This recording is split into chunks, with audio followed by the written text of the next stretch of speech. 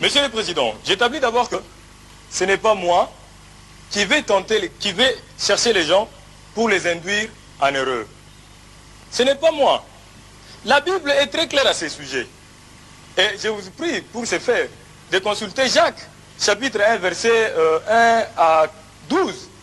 Vous constaterez que ce que je dis est vraiment vérifié. Si votre délicatesse peut permettre que je prenne la Bible pour que je vous en fasse lecture.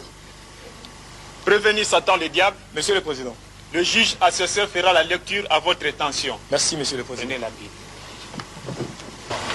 Épître de Jacques, chapitre 1, versets 14 à 15. Je cite.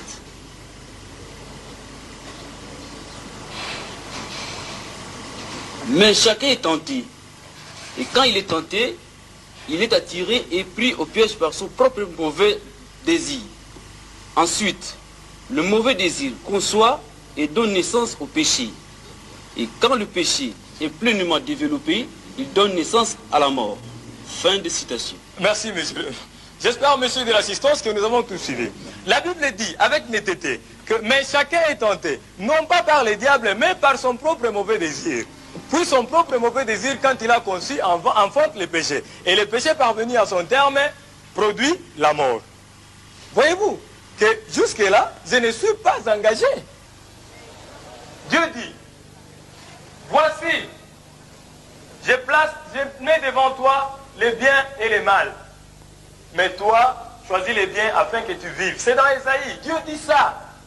Voici, je mets devant toi les biens et les mal. Dieu dit, je mets, c'est Dieu lui-même qui met les biens et les mal devant l'homme. Il dit, mais toi, choisis les biens afin que tu vives. Mais Dieu met les mal. Les mal, c'est quoi? Les mal, c'est qui?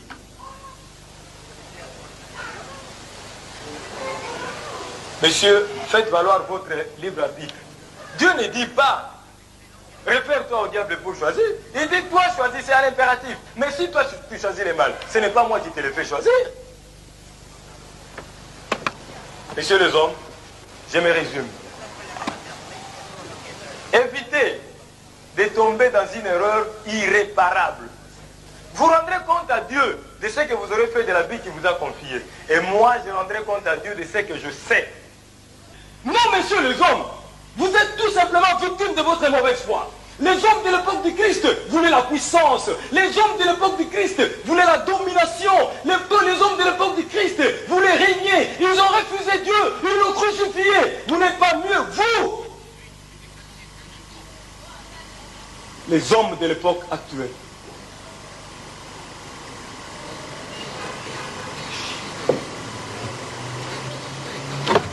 Messieurs les hommes, encore une fois, soyons sérieux. Vous êtes des incapables, tous des incapables. Un laps de temps suffit pour qu'on vous retrouve dans des prières de confession interminables. Observez, je vous prie.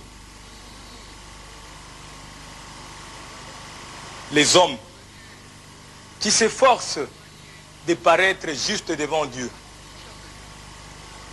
Eh bien, vous constaterez que je ne compose jamais avec ces personnes-là, bien que par moments, il m'arrive de perturber leur vie.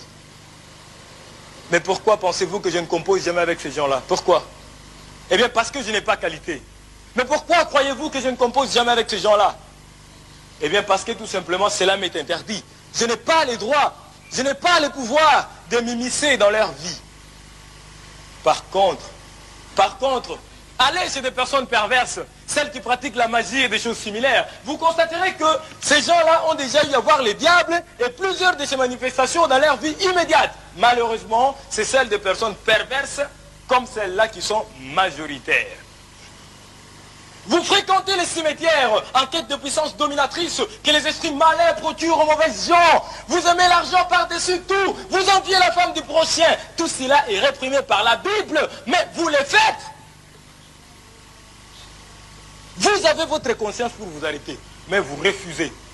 Vous commettez des actes, mais vous ne voulez jamais en supporter les conséquences. Puis soudain, quand cela se retourne contre vous, vous accusez les diables. Ce n'est pas juste. Non, messieurs, vous n'avez pas raison de m'accuser, messieurs les hommes. Je plaide non coupable.